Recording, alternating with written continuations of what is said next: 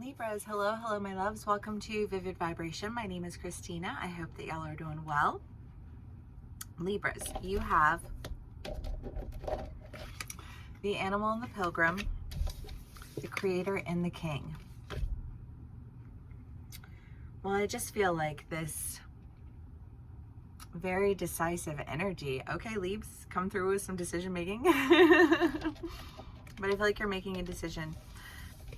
It's a decision that feels very geared toward an idea of personal growth and evolution, creating the life that you want, right? I feel like you're like, I am the captain of my own ship, and I do decide which direction it will go. You know what I mean? Like, I feel very, you know, like yes, I can do this, you know, and I love that, Leaves. Okay, let's do some clarifiers. Oh, hope y'all are doing well.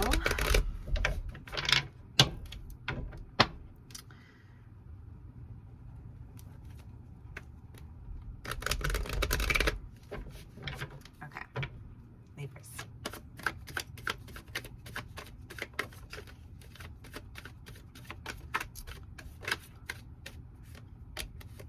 We have Strength and the Six of Wands and the Four of Wands and the Four of Pentacles.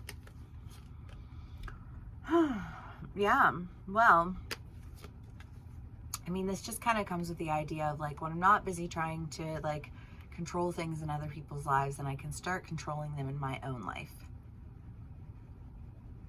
Redirected energy.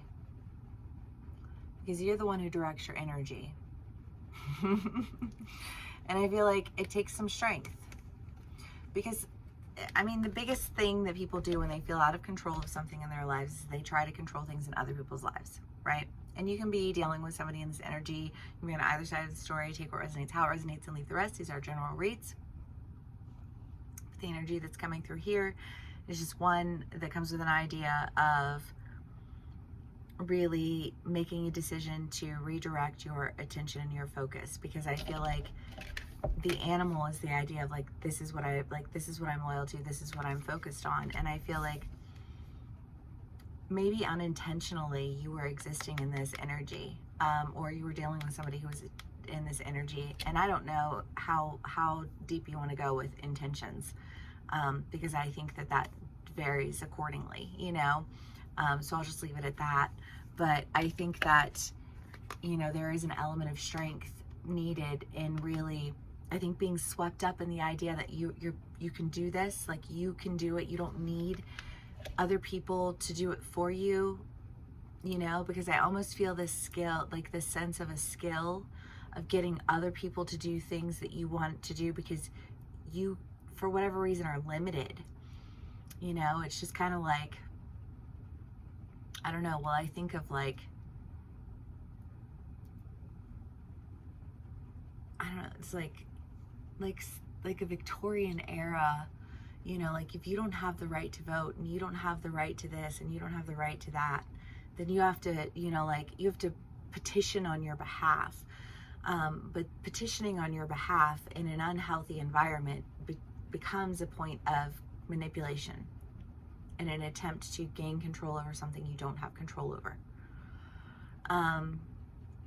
And I use that example because obviously it's not manipulative to want to be able to have the right to vote, right? But you see how that can become very convoluted, especially if you're dealing with, you know, like relationships or opportunities outside of yourself where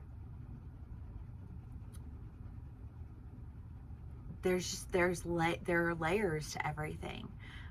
But when you're in a habit of having to petition on your right to do something, then that habit can take form in other areas, because I just kind of feel like that survival mode energy, you know, where you're like, in order to survive this, I have to do this, to do this, to do that, to do this, you know what I mean? And that's where I think that lack of conscious intention comes from, because we're not always conscious of our survival mode mentalities. But I feel like there was a survival mode mentality attached to trying to get somebody to do something that really displayed itself as manipulation, and I think really experiencing some loss from that. And I almost feel like internalizing that is an opportunity to be better, to be more conscious, to be more decisive about what you're doing and why. Because when you decide what you want to do and why, all of that like survival skill energy doesn't pop out, because you have a focused, directed energy that's healthier and stronger. You know what I mean? Sorry, Leaps, it's just kind of coming through tonight. I'm super chill. I'm just really tired, but you know, like good tired. Okay, Leaps.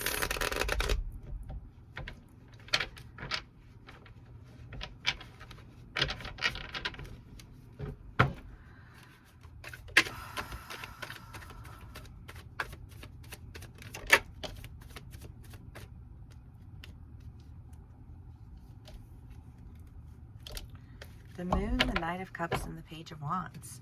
Well, I mean, yes, because you're feeling like you're missing out. You know,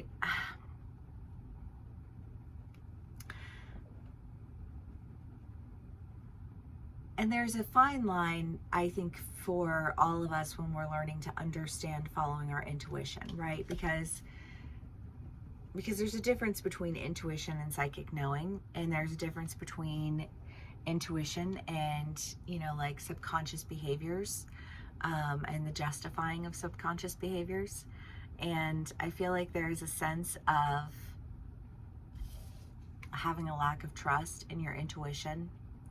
And I just want to take the opportunity to say, you know, it's not always that your intuition is wrong. It's that you confuse your intuition with your survival energy. But again, I just feel like whatever that was for you, however it was playing itself out for you in your life, I feel like it set you to the task of creating what it is that you really want with intention, you know. And I love that, Leaves. That's fantastic. All right.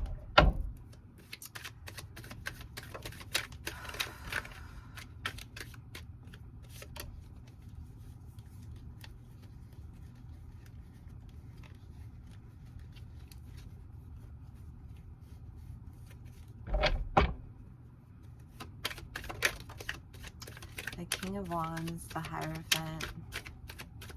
Well, you know, it really does, because I feel like this decision that you're making, you're not doubting yourself. You're doing the opposite of doubting yourself, you know. And your intuition is just like like any other muscle, right? Like you have to develop it. And I feel like you're making a decision to really take action towards developing what it is that you really want for your life, and doing it on purpose, instead of trying to situate and manipulate things to work out in a way, hoping that it'll work out in your favor, and not having it work out in your favor. I think you're making some really strong decisions to start taking control by being intentional, and not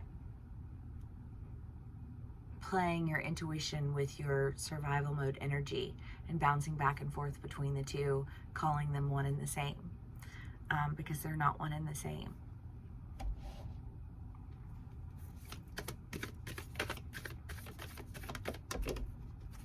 Alethea. Well, and I think that's a truth that you're starting to understand, and a truth that you're starting to, because once you learn something, you can't unlearn it, right? Once you recognize that you're operating from an energy of survival mode, then it's hard to not constantly recognize that in yourself every time it shows up. And when it does, then you have to be that much more, well, I don't want to say you have to be that much more. I think you just naturally are that much more aware of what decisions you're making and why, because you don't want to make decisions from a like a state of survival mode energy, calling it your intuition. Because when you do that, you know, like I feel like not only does it make you feel like you look stupid to other people, but it makes you feel like, and I like that stupid sounds, but you know, we don't always speak very kindly to ourselves, you know. And I feel like you weren't speaking very kindly to yourself for a second until you realized that like that was only going to further perpetuate the issue. And so what you needed to do was start intentionally creating things from a place that allows for the space for your intuition, because your intuition was crowded out by your survival mode. And that's not a tell on your intuition, and it's not a bad thing unless you refuse to acknowledge it and cling to it out of comfort. But you know, obviously that's always up to you to do with what you will. Libras, thank you so much for spending some time with me and sharing your energy with me. If this does resonate with you, please do give me a like, share, and subscribe, and I will see y'all again soon. Bye.